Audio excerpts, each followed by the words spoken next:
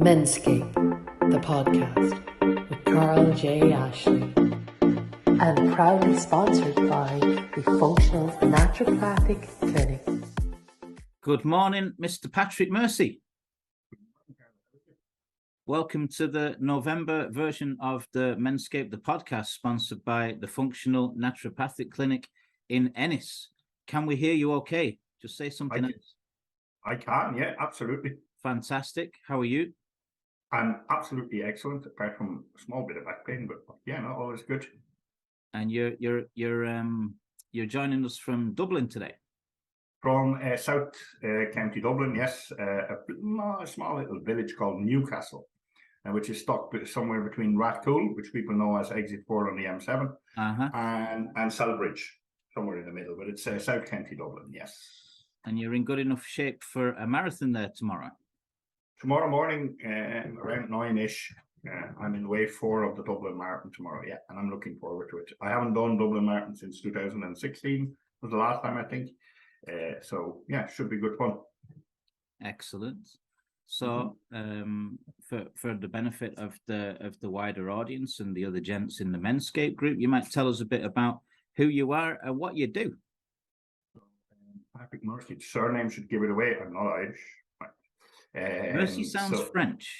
Yeah, it sounds French, but I'm actually from County Brussels, if you want. It's from Brussels in Belgium. I've arrived in Ireland in 1994, so I'm here like 28 years. Wow. In this country. Lived the first 26 years of it in Limerick City, and moved to South County Dublin 2 years ago. As I am Belgian, that means that if anyone that listens to the podcast really wants to know everything there is to know about beer, chocolates, or waffles, you need to give me the shout.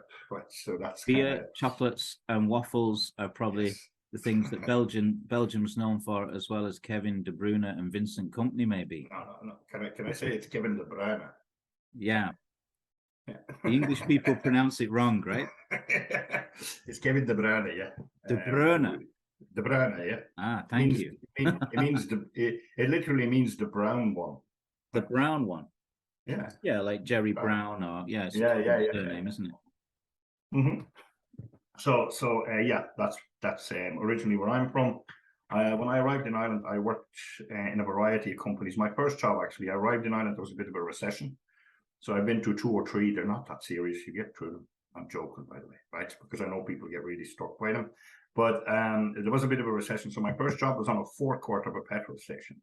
And while I was working on the forecourt, a guy from the nearby industrial estate in Raheen heard me serve a customer in French, a tourist who was just getting petrol, and I was a bit lost. And because I speak Flemish, French, Spanish, German, and English, when it's nice to, when people speak that language and you hear the accent, just help them in their language. So I was talking to this guy in French, and a guy heard that he was setting up a new call center, and he was obviously on the listen out. So like, Jesus, who are you, etc. And then he says, do you know what? Because this is Ireland after all. Just enroll in that FOSS scheme, because I then get $1,000 if I get you from the FOSS scheme to put you into the call center, which is what happened. I started in the University of Limerick campus there, the old Wang building in Limerick, for people from Limerick who remember that. There was ASD Computers actually had moved in there. ASD Computers were one of the top 5 computer manufacturers at the time. And because I spoke those languages, they put me in the call center, because that's a good place to put people with languages, right? At the time, call centers were still all based in Ireland. Right? And I got paid per country I could service. Well, if you speak all those languages, that means it's apart from Italy, I didn't speak Spanish, right? So, but apart from Italy, Spain, and Portugal, I could service a lot of Europe, with the languages. Well, you were clearly considered beyond forecourt attendance duties with multiple languages. I know, but the forecourt was just the first job to get when I arrived here. You know? And that got me into ASD. Then I got actually headhunted out of ASD after 4 years by Cable and Wireless, which is a telecommunications company. They were setting up a new plant in Shannon, and I was one of the first people hired for that. I think there was about 150 employees in the end in that place. So I worked there for a couple of years in management. Then got, they refused to give me redundancy. But I got a bit of a burnout when I was working there, right? So, people might have heard about burnout. It's not fun. And the job was that stressful. It was that stressful. I got a burnout. And I requested redundancy when they came. They refused. I insisted. They refused. And I insisted until they couldn't refuse me anymore. So after that, I went to work for back into something I had done in Brussels, which is in retail. And I worked in like lower level management, having fun, customer facing with Extravision. So people here who are older than 25 might remember Extravision as a video rental chain. This is in the days before Netflix and high-speed internet and movies at the touch of a button. Yeah, I'm that old. Yeah, absolutely. Me too. So that was so Extravision was for a couple of years, and I think it was 3 or 4 years, 4 years, I think. And then one day I was standing in an Extravision, and all of a sudden I got blurred vision, chest pains, left arm, chest pains going into my left hand, and thinking, what the heck is this? It masqueraded as a heart attack or whatever. Wow. So I'm a bloke, so I walked out of the store because my GP is only a kilometre down the road at the time. And I walked to the GP opposite. He cleared the patient he had straight out and looked after me and said it was only a severe stress attack. So something had to give, when you get burnouts and severe stress attacks, etc. Body. Eventually, you need to make a decision for yourself. Do I want to keep risking my health or one day just drop dead? Or do I want to make a change?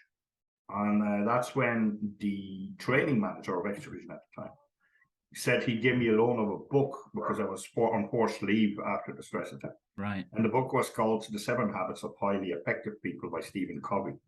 Interesting. So when I got that book and I started reading it, having come from a business and corporate background, and the one thing that jumped out at me was the coaching aspect. Because I was in sports and involved in sports my entire life, coaching was a word that drew me in. So I went and started researching what's coaching all about, and what do they mean by the coaching in this context. And I came across life coaching and business coaching and all the kind of other forms of coaching. So I started researching that while I was on sick leave, right? Started researching that, came across the Irish Life Coach Institute, who did a diploma, an officially recognized diploma in life and business coaching. I approached them about doing the diploma course and got interviewed for it because at the time they didn't just take anybody in. And then 23 of us in the Castletroy Park Hotel in Limerick started in 2006, started doing the diploma course. So in 2007, I graduated with, at the time, was a PTAC level 6 diploma in life and business coaching. Set up my own practice, Forward to Success, because I still believed that was the path of life at the time. Started a company called Forward to Success in 2007. And I've been practicing as a coach for the last 15 years. It's actually this year in May or June, it was 15 years since I got my diploma. So this might be a stupid question, Patrick, but what's the difference between a life coach and a business coach? There's similarities. I'll give you the similarities first. A good coach will never tell you what to do. If you want a mentoring session, that's different. But a coach will never give you advice, because as a coach, we know and trust that whoever isn't sitting in front of me, whether that be a board of directors of a company or a C-suite executive or a student at 18 just figuring out what to do, what to fill in the CAA forms, it doesn't matter. Whoever's sitting in front of me knows the answers to all the questions they're asking themselves. So a coach will guide you through a process where you discover the answers to your own questions, right? And that's the process that goes through. So whether that's now career coaching, life coaching, or business coaching, the process is the same. You're just dealing with things in a different context. So if someone says, I'm a business coach, and actually they give advice, they're a business consultant. Right. in my opinion, right? And that is fine, because sometimes I get asked for advice and I go like, yeah, well, I can give you advice, but this is outside the coaching I was thinking process. if the person's self-employed, then being a life coach and being a business coach there's blurred in the definition lines, because that person, how they approach life, the decisions they take, the choices they make are going to impact directly on the business if they're self-employed, and there wouldn't be that much difference between being a life coach and a business coach. If that person's not self-employed, maybe they have employment and then they're looking to develop other areas of their life outside of their work. But if you're taking a holistic approach, person and the business are not that much different, right? It's the approach to habits, behaviors, and life choices. So I do career coaching as well. It's just giving it a name so people understand what it's about, right? But it also always comes down to the person themselves, right? Now, so it's the individual you have in front of you. Go ahead. It's interesting that you mentioned the 7 habits of highly effective people. We'll come back to a section later where I ask about any books that would have changed your life, or any books that you'd recommend for the other gents. And one of our previous guests on the Menscape podcast recommended this book as well. I didn't say I recommended it. I just said like that was a book that was given to me that led me to. I'm not saying I'm not recommending it either. I'm just saying that was the book that led me to the discovery of coaching and what coaching was all about. Well, it sounded like it was part of a life change. Yeah, no, it was. No, absolutely. Yeah. So, and I'll be forever grateful to Bill Hallidan, who is the man who was the training manager for Extravision at the time, who gave me that book. That's why his name is still in my head 15 years later. So from the petrol forecourt to the Extravision to via corporate, via corporate to Extravision to life coaching to, yeah, absolutely. Interesting. So any hobbies, pastimes, anything outside of work? Obviously, we mentioned marathons there briefly. So yeah, that's a hobby of mine, is to run long distances. I find it's kind of my form of meditation, because after about 3 miles, I forget I'm running, and then about 4 hours later, there's a finish line, and you go like, oh, am I done? So that's kind of that stuff. It's I don't wear a watch, I don't have a Strava account, I don't. It's just not about I finish. Best. No, if I finish, I finish. If I don't, I don't. But like it is a hobby, and it's also a social circle. So I ran my first marathon in about 2 or 3 years for reasons we all know why they were stopped. So about 5 weeks ago in Tralee, and when I arrived at the start line, there was 180 people there, and I knew at least 40 of them, right? Because it's like a social circle. It's like you're busy saluting. All right, mate. Yeah. Well, yeah, hugs and all that kind of stuff. Because we've known and been through a lot for the last. I started running my first marathon in 2008, so it's kind of similar kind of period. It's 14 years now. So that's one hobby. I have a season ticket for St. Patrick's Athletic here in Dublin, so that's another hobby. Okay. Is a League of Ireland football. I follow it, and I listen to music. I love listening to music. I love going to gigs as well, and I love cooking food. I'm going to jump into a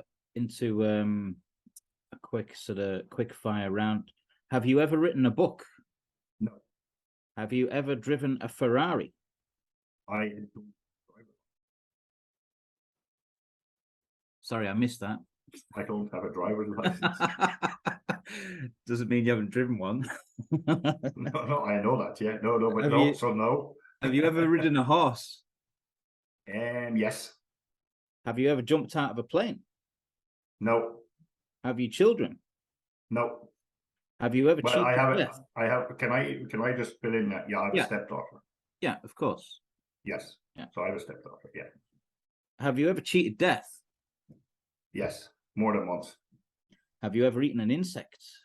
Yes, they're quite gorgeous. Have you ever walked on hot coals? Yes, I've actually helped organize hot coals walks events. So yeah. Fantastic. And have you ever done public speaking? Yes, I'm a member of the Professional Speaking Association of Ireland. They say it's one of the one of the most extreme fears that most people have, other than death, is the fear of public speaking.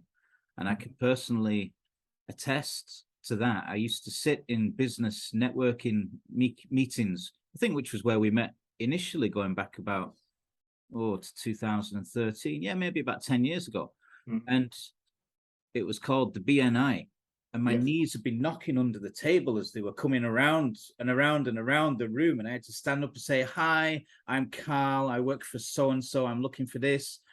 And as they got closer, my knees had been knocking harder and harder. And I've been taking deep breaths, and there'd be palpitations. Being a public speaker, I actually ended up joining the Toastmasters. So I conquered that in some degree, but I still only ever spoke in front of 50 to 100 people. That's quite a skill. It is, and that's why I am a member of the PSA, because we meet every month and we just listen to other professional speakers and learn from each other on how to hone that skill. Does the amount of people in the audience matter, Patrick? No. So once you can speak to 50, you can speak to 50,000. Correct. Once you can speak to 4. I'm sure it doesn't feel like that. No, I know it doesn't feel like that, but yeah. So also, when you asked about hobbies earlier, I do a radio show every week on Limerick City Community Radio.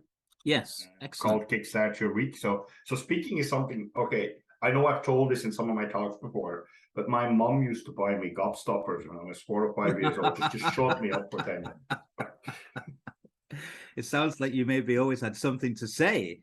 Yeah, absolutely. Whether it's interesting or not is a different story, but yeah. Well, isn't it ironic that our parents teach us to talk and to walk, and then they spend the rest of our toddlerhood telling us to sit down and shut up? Yeah, but that comes from school as well, right? I was in big trouble in primary school because I thought it was boring, so I never, I wasn't really interested in what they were doing.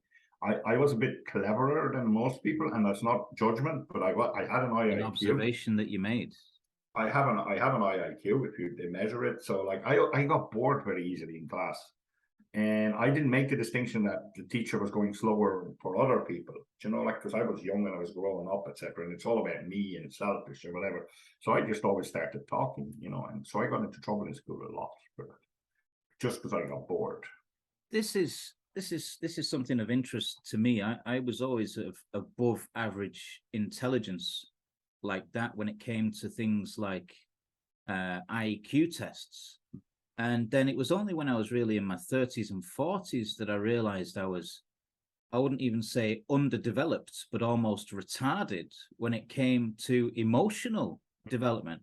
I had all these issues, I had all these unresolved traumas created in childhood, but I could score very highly on an IQ test. And I thought that made me great because I'd only ever been indoctrinated within an education system where the reward was through being able to either pass exams or pass tests. So in primary school, I was literally about 13 books ahead of the next kid in English. I just had this huge appetite for reading books and being able to use words and language. And I guess that's helped me with the work I do today with the Write Coach and helping people write books and being a published author myself. But this idea that, Miss, pick me. I know that Cairo is the capital of Egypt. Pick me. It's like that. It conditioned in me this need for approval. I have to show that I'm better than other people.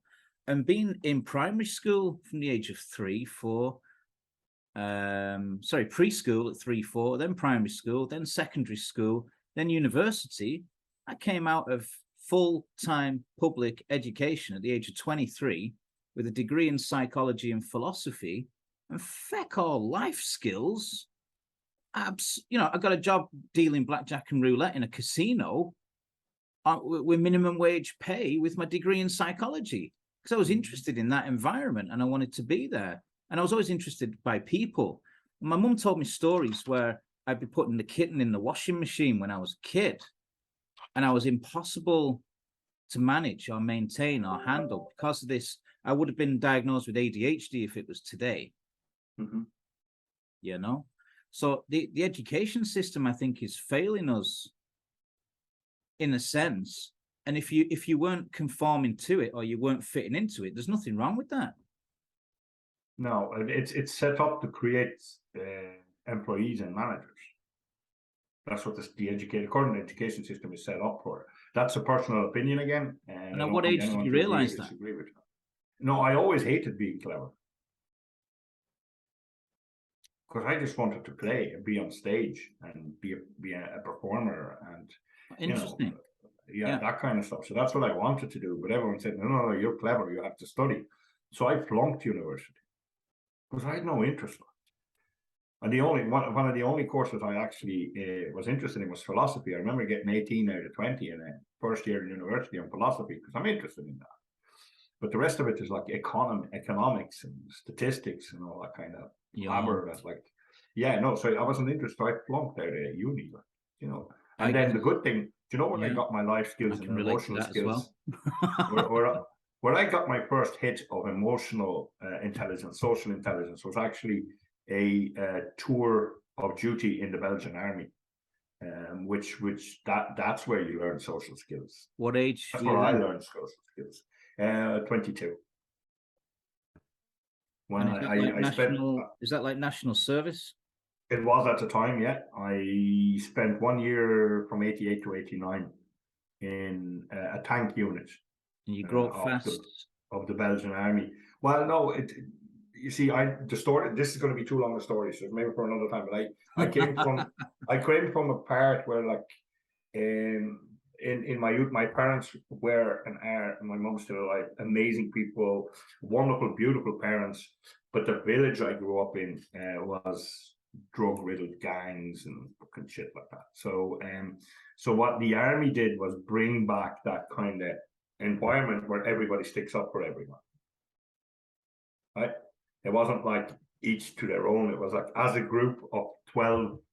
It was the smallest unit of the thing I was in was 12 people, and all 12 make it or nobody makes it. Backs. Yes, and if we knew who was at his weakest that particular day, that's the person we helped along. That's the pace we went at, and so those like skills you learned in the army. At the school of life. Yes, whatever you want to call it, yeah. But that's they were social and emotional skills that you learned in that thing. When you're literally playing war and people get physically injured in front of you, because there was less health and safety in the 80s, right? So when I actually saw people die in exercises, etc. Sure. So you have to pull along and you have to support each other. And if there is no food, you have to go forage and kill your own food, that kind of way. So it's that kind of skill that you learn. It's like in Irish, there's an expression of it like a mehel. A mehel was a gathering in a village where everyone expressed their needs and then supported each other in fulfilling those needs. And I think that's something I learned there in the army. Yeah.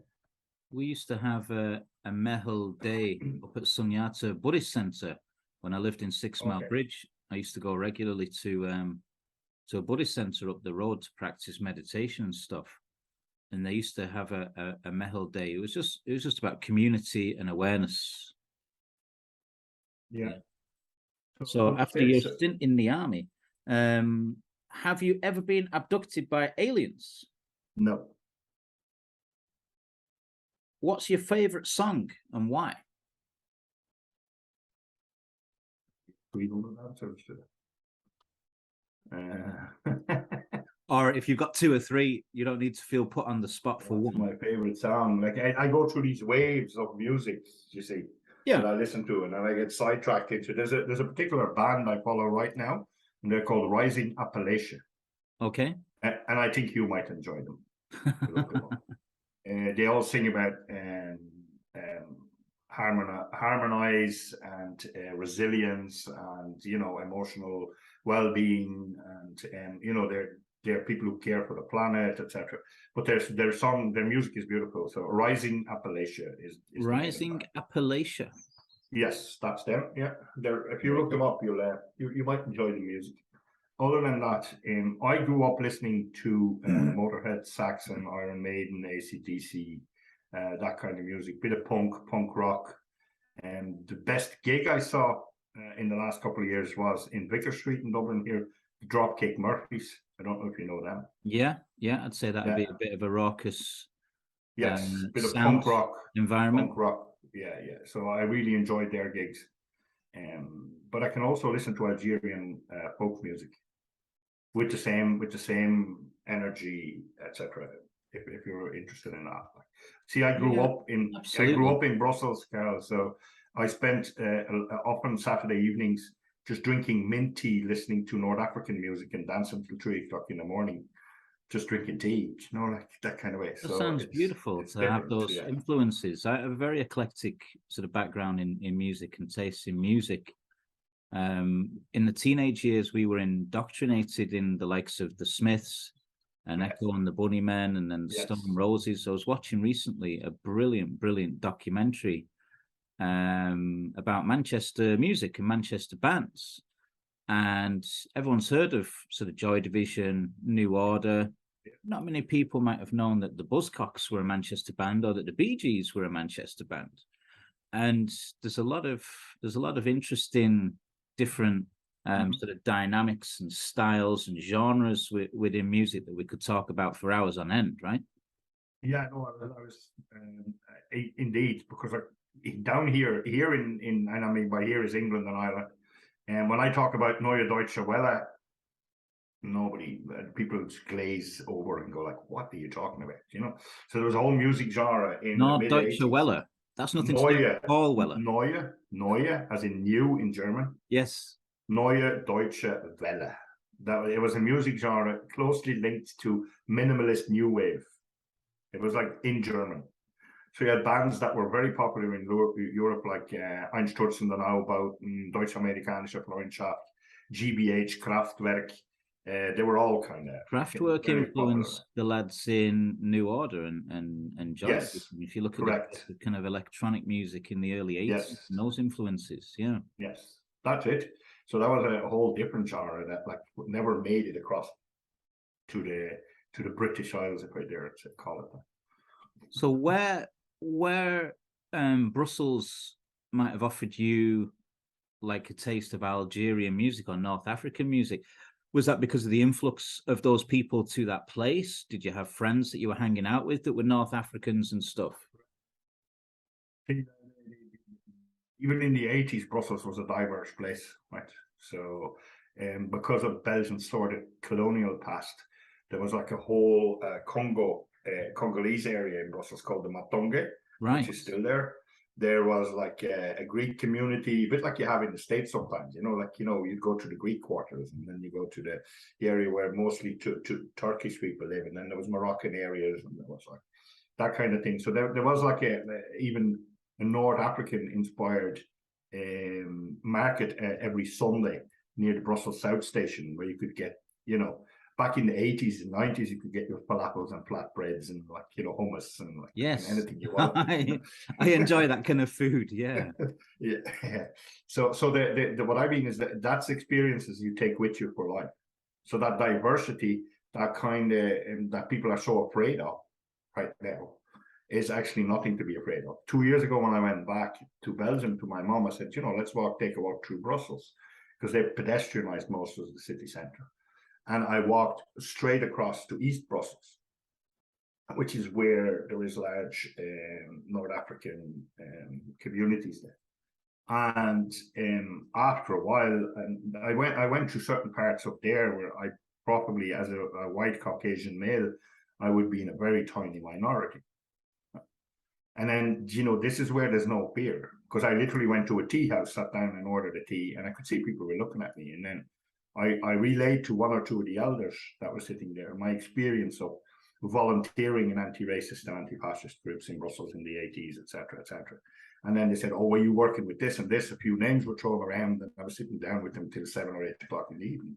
So it's not to be not afraid when there's no fear. And that's an experience as I took with me through my life. No fear. They're only human beings, right? And that's where the thing that I often share when people are said, like, how can a human being be illegal? You want to really have to explain that to me. So what I was saying is like the experiences. that we take as a human being, right? We take them with us if we want to, and we hold on to them or release them if we want to, right?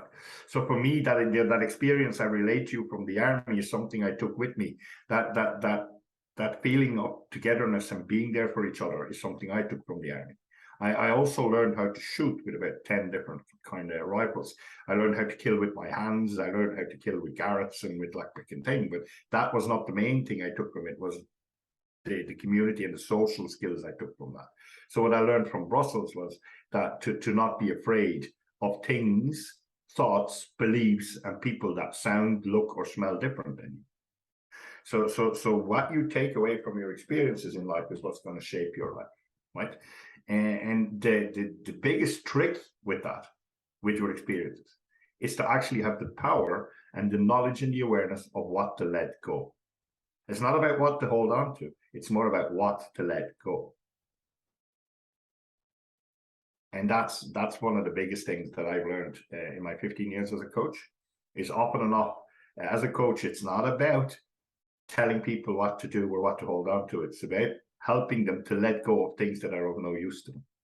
It's also one of the benefits of a meditation practice. People often say, well, what do you get from it? What do you gain from meditation? And you could eulogize about having peace of mind and a sense of serenity and calmness, but it's not about gaining anything. It's about letting shit go, right? Absolutely. Letting go is one of the most powerful things you can go. You can gain as a human being. It's like the power of how to know how to let go. Patrick. Yes. What was your best trip abroad and why? My best trip abroad, there's been a few again, but if I had to pick one, it was a trip a few years back to Australia and New Zealand. Okay. And because my stepdaughter lives in Sydney, on the outskirts of Sydney, and is happy there, 2 children that were born there, etc. So we went to visit, and that was a great time. But the moment I stepped off the plane in Christchurch, and we had left Sydney when it was 33 degrees, arrived in Christchurch in New Zealand when it was 11 and driving rain. But I set foot on the ground, on the tarmac, of that plane, and I had a feeling of grounding there. So New Zealand, the whole 10 days I was there, the South Island of New Zealand was absolutely spectacular. It was like, oh, I'm home. I could actually not fly back. That was the feeling. Wow. So New Zealand has that kind of I think many people can have that. Relaxed. Yeah. I've heard that from other people about New Zealand. Mm-hmm.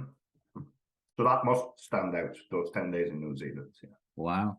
What did you get up to then that made it memorable? Was it more touristy, sightseeing kind of thing, or? That's what you end up doing now. And there was people we knew who lived in New Zealand as well. Excellent. I have a niece that lives there, and Maura has a niece that lives there, etc. So we visited people. But it was the general feeling of, everything happens, and when it happens, it was just means that it was supposed to happen. It's that kind of relaxed kind of flippant thing. Like, they have issues with alcoholism and like whatever, but there was a grounding feeling to that country. And I'm an outdoors person, and just like the Australians, the Kiwis are very much outdoors people. Yeah. As long as it's not -10, and like they're outdoors. Even when we arrived there, and it's overcast and it's 14 degrees, and everyone's sitting outdoors having food. It's that kind of feeling. It's a bit more. And on top of that, you take Kerry and West Cork and Donegal and all that beautiful part, the Wicklow Mountains, the Dublin Mountains, you put them all together, multiply that by 10 or 50, and then you have New Zealand, like that kind of thing.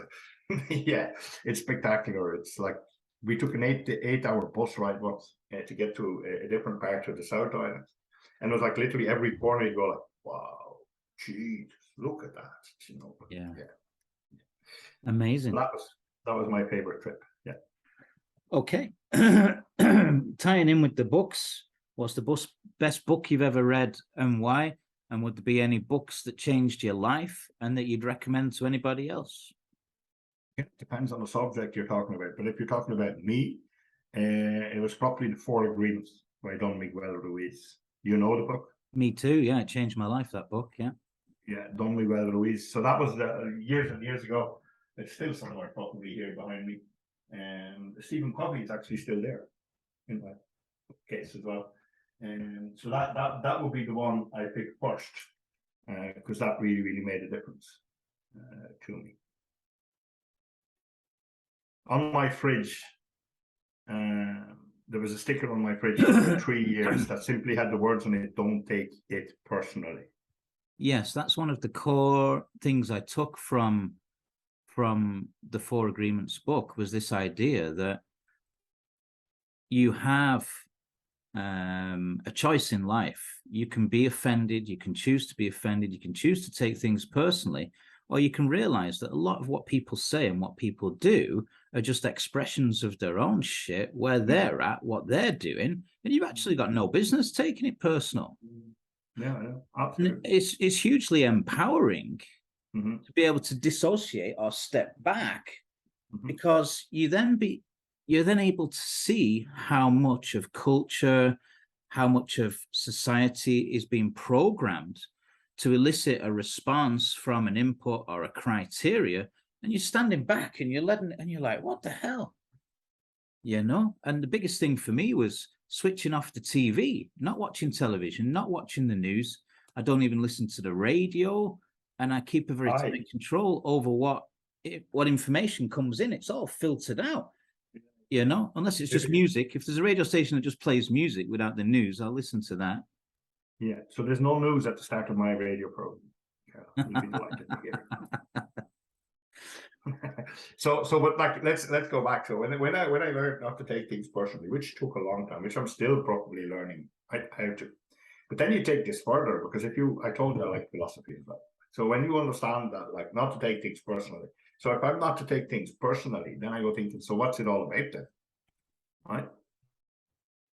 What's this life actually all about? What's the purpose of life?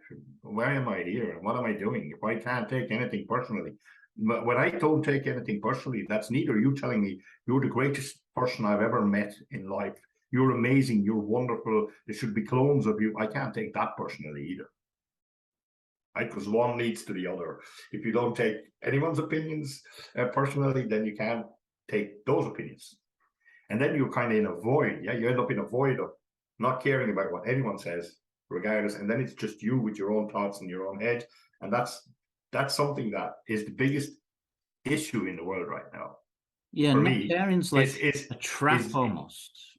It's people not being able to just be with themselves, even for 5 minutes.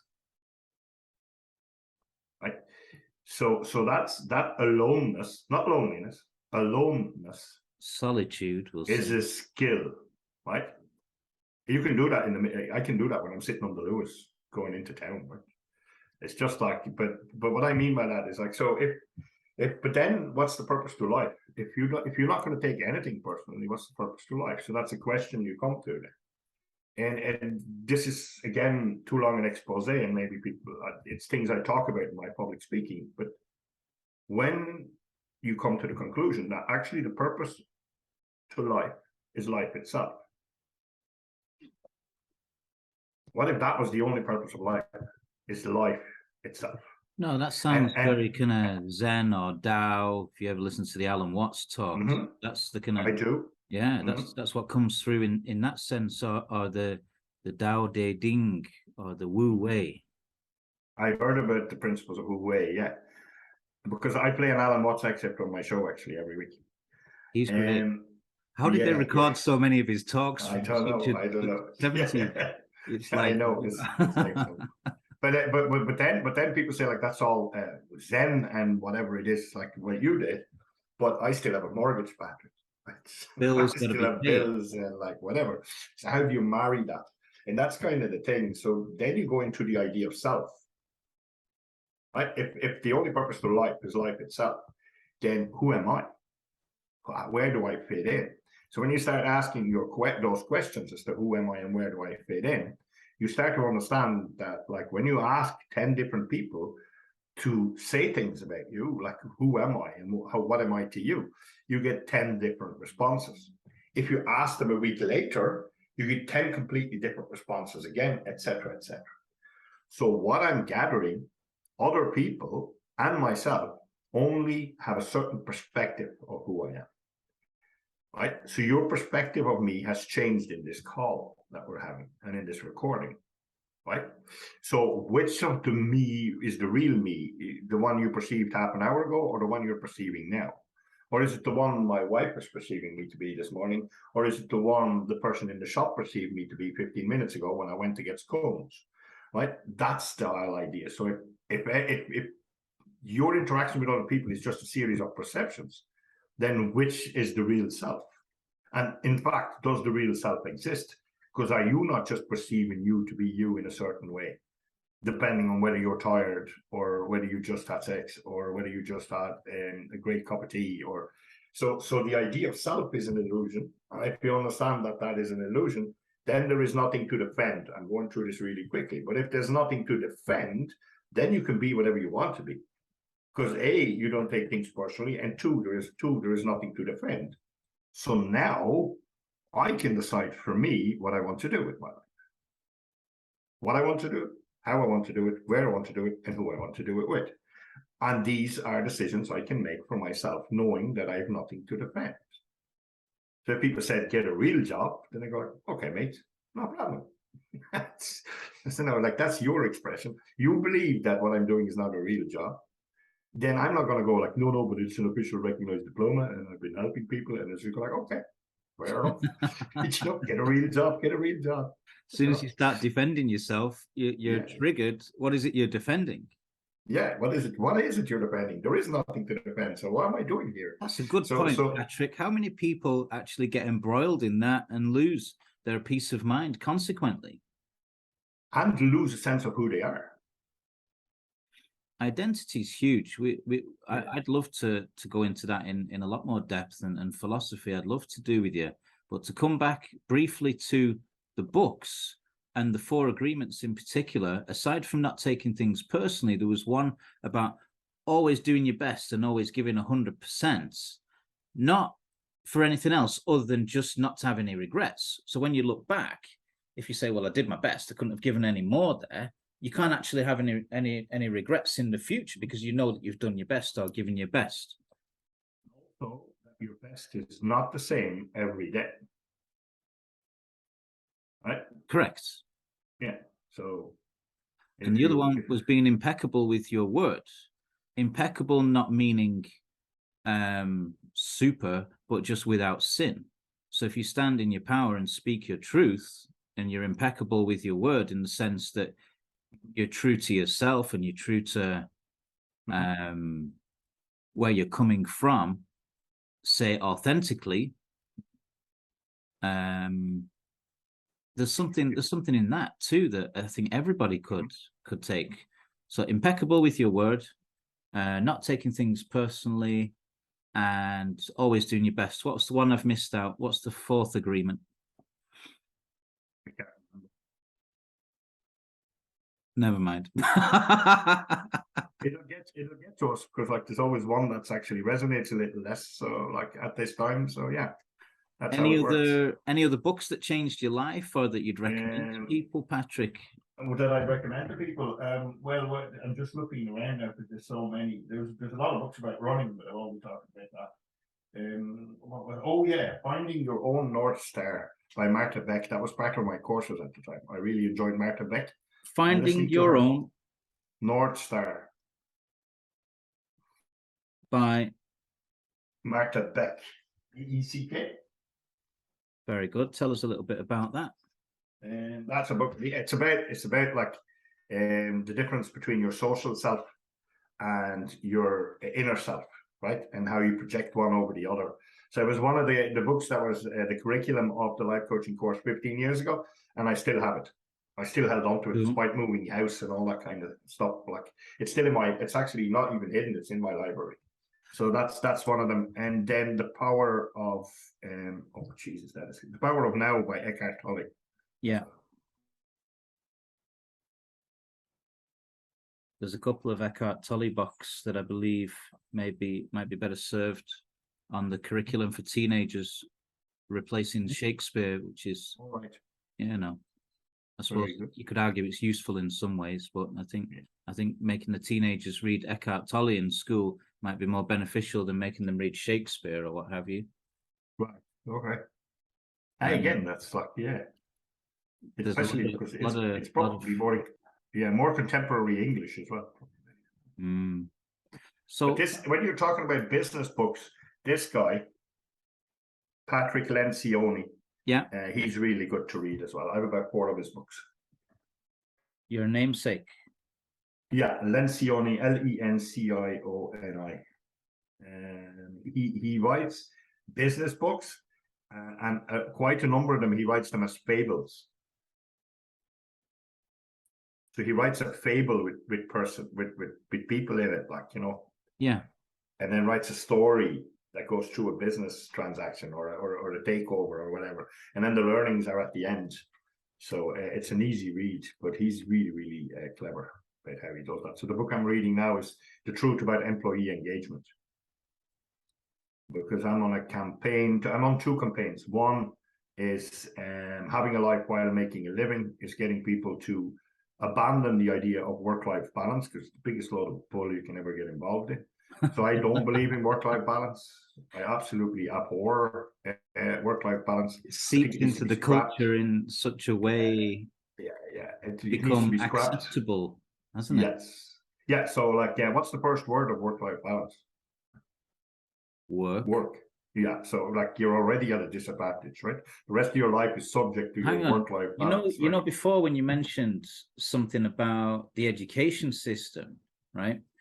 Yes. Growing up in the northwest of England, I realized that all of the comprehensive schools in my region had massive metalwork and massive woodwork departments. And you wouldn't have to be a genius to figure out that they were basically training camps for a career in manual labor for a lot of people. Not that there's anything wrong with that. I love manual labor because I'm quite cerebral and I'm quite sort of in my head. It's great for me to get out and do shit with my hands, whether it's making something or just shoveling dirt. It's great. I need it to balance things out.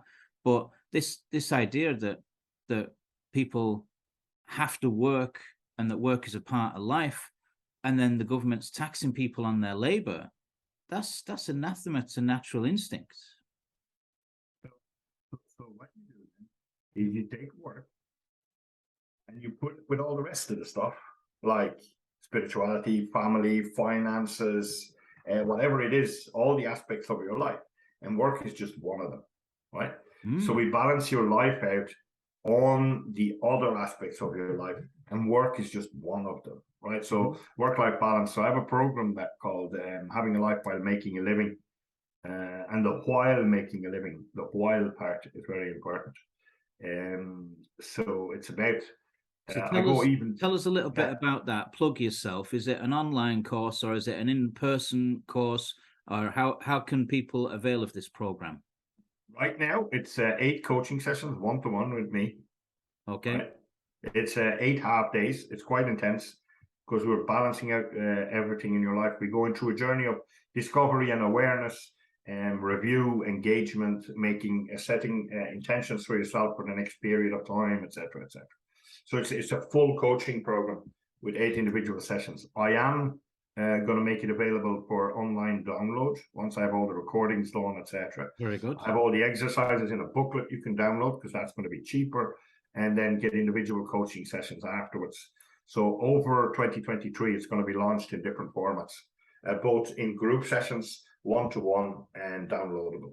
Fantastic. So that's what it is. There's a couple of other gents in the Menscape group there that you may have sort of interacted with at some point that are involved in personal development. One of the gents has a course I'm looking to do in November, next week actually, or the week after, along those lines. But it's not really with, say, the drive to be a better person or to be more successful. It's more about well, it is that in a little way. If that's a byproduct of what you do, then there's no harm in that. But it's not the driver. It's not. It's like if you believe that you need fixing, or that there's something wrong with you, or that you need to be improved, then it seems like you're kind of missing the point. Yeah. But at the same time, it's like there's no harm in becoming better at what you do. For me, time management is a huge thing. I know it.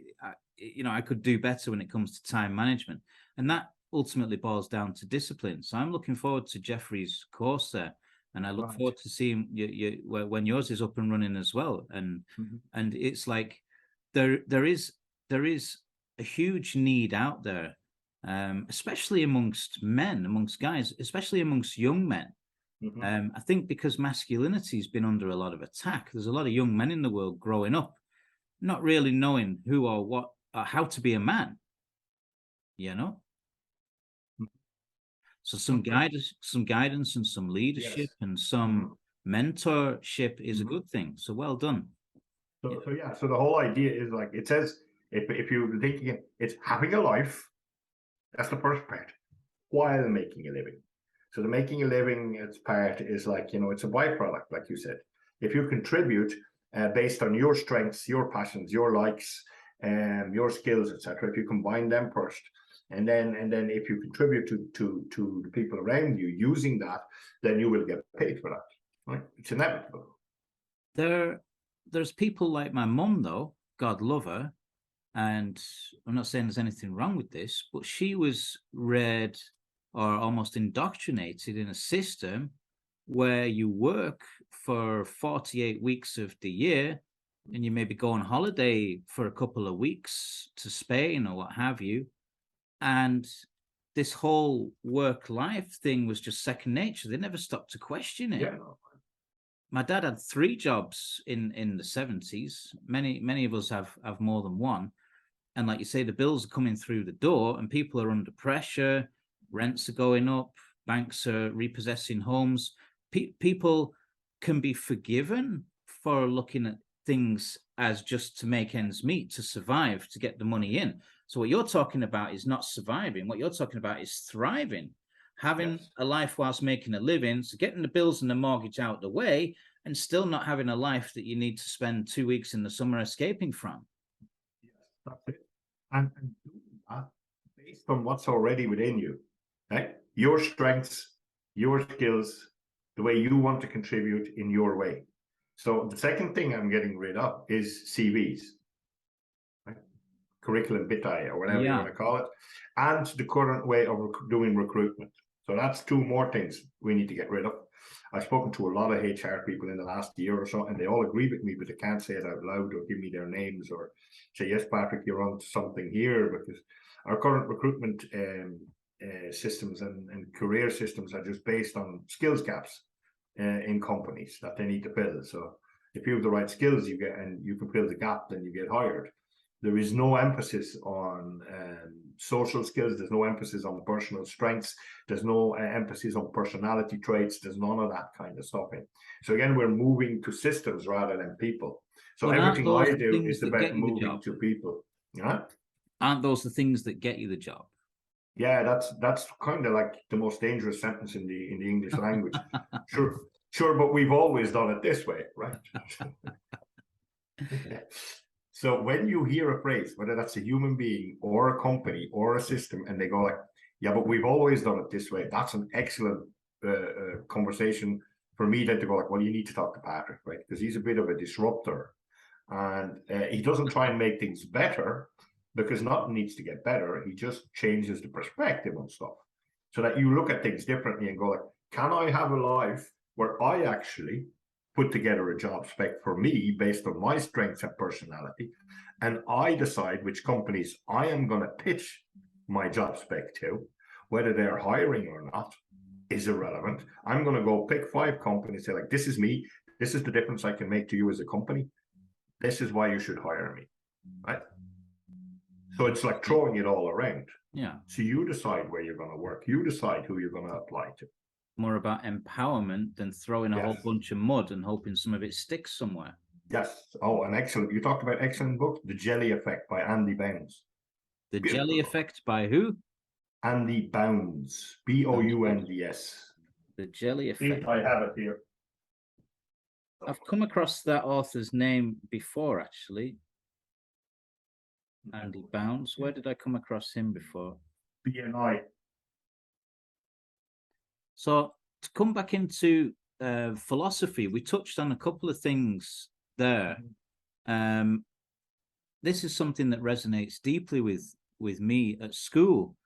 I studied philosophy A-level when I was about 16, and for the first time in my life, I came across a subject where A, I was quite good at it, and B, I was quite interested in it.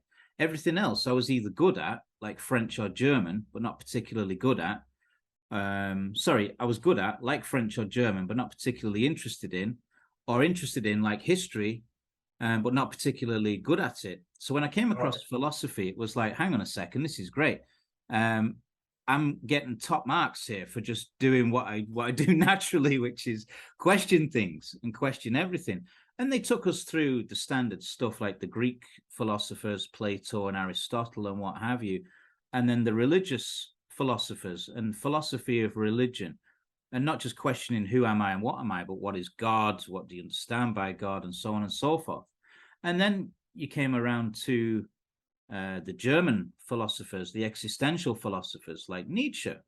Yes. And so over the course of a couple of years, I was gradually drawn into Buddhist philosophy, and I studied that as part of my degree in Leeds. And I've always had this unquenchable thirst for knowledge. You could call it like a truth seeker, and this desire to accumulate knowledge. And then you said to me, the truth does not exist, and he who seeks it shall be forever lost. Am I wasting my time, Patrick? As I mentioned to you privately before, this is just something that's a brilliant quote, by the way. Thank you. And it's just something that, like, I have personally come to understand, right? Not to be the truth, right? Because then it would be, it would destroy its own veracity. But like it's just something I come to understand. What if the truth does not exist, right? So you asked us some of those questions. You said you're good at questioning things. And I got to say, what is the truth? What if it doesn't exist? What if you say, even after watching slowed down replays, that's a Stonewall penalty, and I'm still insisting he didn't touch him, right? Yeah. Which of the two is the truth? Maybe neither of them are, right? So what I mean by that in a very funny way is that we all have our own beliefs based on our own experiences, based on that particular moment in time, how we feel, how we experience things as a human being, what conversations I had this morning with the bus driver who wouldn't let me on, and then afterwards I didn't make my meeting because the bus was late, etc. And therefore now my belief on that is slightly different than the one I had yesterday, just after having a beautiful piece of chicken. Right. So the truth is a subjective phenomenon in that respect. Correct. And it all is, because like it's all based on our own experiences, perceptions, ideas, and beliefs.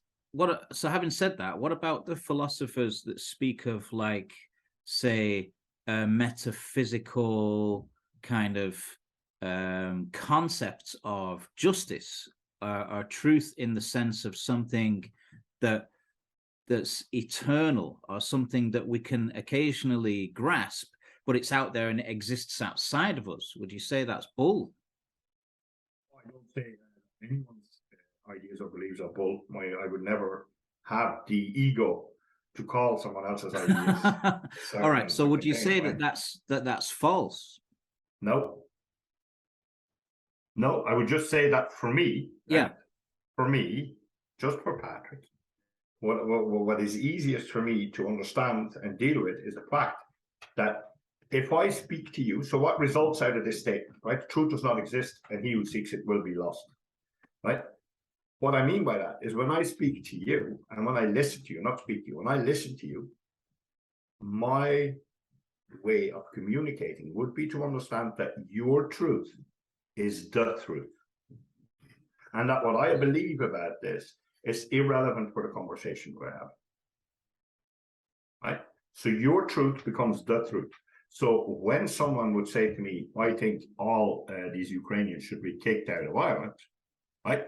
Because we should look after the Irish first. I can go, no, there's enough room for everyone. There's 160,000 vacant houses. There's this and that, whatever. Or I can go like, okay, I understand. This is really upsetting for you. Tell me more. Right? So I accept the other person's truth as the truth, as the basis of communication. So Right? So therefore, that truth, if you want, is individual and does not exist. Yeah, I don't think anyone would have an issue agreeing with that. In the sense of philosophy per se, like I got an amazing book called a Biographical History of Philosophy, and it's literally going into Anaximander, Anaxagoras. There's like hundreds of years of philosophy before Plato, and you can study the evolution of these philosophical ideas and these concepts. But at the end of the day, if philosophy only creates more questions than what it can answer, could it not be seen as a fruitless pursuit? No. Well, no, neither yes nor no should be the answer, but it depends on your willingness to seek out the answers to the questions it asks. So we have a situation where I was always quite predisposed to these intellectual pursuits. But if I'm sat, say, at somewhere like Sunyata and we're having a practice and there's some Buddhist monks there, and I sit with the Buddhist monks quite often, and as soon as I raise the topic of something like reincarnation, for example, are we sort of an eternal soul going through this soul evolution and past lives, learning from them, like the earth is a training school and there's some progression or some goal or what have you, they might be like, well, why would you even worry about that stuff? Just be kind. Just be nice to people. Just have compassion and loving kindness. Develop the things that you can practice. And so the Buddhists obviously have karma as a kind of a core sort of teaching. So you reap what you sow in a behavioral sense. And that ties in with the Buddhist philosophy. So is there a need to kind of be nice to people or be good to people in order that you'll have a higher rebirth or positive again, that seems a bit kind of... Why are we not just, like what I just said, like just be open to experience and see what, and then you can decide after a personal experience, you can decide whether to let go or hold on to it. The letting go part is there again, right? It's like it's your choice.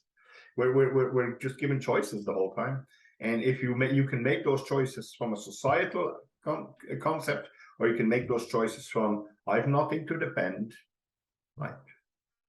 It's not really here. It's for me the choice whether I let this go or I'll take this experience with me for a little while, right? Or I take a certain aspect of this experience with me for a little while. So in that way, the truth becomes individual. And therefore, as a concept, it doesn't really exist. It's like, is it true? If you get the truth, if you want, in 17 different versions on Twitter every 60 seconds. Right? I had to stop using Twitter. It was just so because I'd go if just download Twitter today if people are listening, look at it, and you will understand how the truth does not exist within 5 minutes. You will figure out that the truth does not exist. One further question I have for you before we go into the 1 minute quickfire round. Okay. Right, is if you've got this idea that you've got sort of what the Buddhists call samsara, the wandering cycle of endless rebirths, and we're going through these reincarnations over millennia, over thousands of years, okay? And we're reborn from one thing into another. Energy cannot be created or destroyed. It just transmutes from one form to another. And then you've got sort of like the Tibetan Buddhists, where they identify in the child the personality or character of a past master, for example. It's not just an idea. They actually practice this as a belief. And then you've got other Buddhists that say, well, hang on. The idea of a soul personality that evolves through lifetimes is just your ego. It's a construct of the ego, and it's out of your need to feel that you have to survive bodily death, when in fact there's nothing. You came from nothing, you go back to nothing. Are these two viewpoints compatible with one another, or do you kind of have to shit or get off the pot? Is it one or the other, or are they compatible? Your own personal experience. Sorry, I missed the first part of your answer. No, that depends on your own personal experience. What if they are, and what if they're not? What if it doesn't matter if they are? Are you leaning towards one or the other? No. But it kind of, this is the same with everything in life, right? at this moment in time, I might be pursuing these things in life. In 3 minutes from now, one of them, I might just get a thing and go like, okay, I'm not doing that anymore. Right? So it's kind of like, that's kind of the thing. So there's like, wait, what do I feel like? You know, it's that kind of thing. So that's when things become less rigid. And that's why as a coach, I don't do goals or targets, because they're self-limiting exercises. Right? Interesting. Because you limit yourself to that particular goal and you have to stick to it. Like, even though everything else around you changes, you have to stick to this, right? Because that's the goal I have. What if I just have an intention? And my intention is I run as often as I feel like it for as long as I feel like, as long as it's joyful, right? And one day that might mean 300 meters and the next day that might mean 40 kilometers. It doesn't really matter though. I'm conscious of the time, yes, and us running out of it, so I'm going to whiz into the quick fire round, and then we'll finish. Excellent. Thank you so much for your time today and for sharing your thoughts with us. My pleasure, Carl. Aldi or Lidl? Lidl. Pizza or Chinese? Chinese.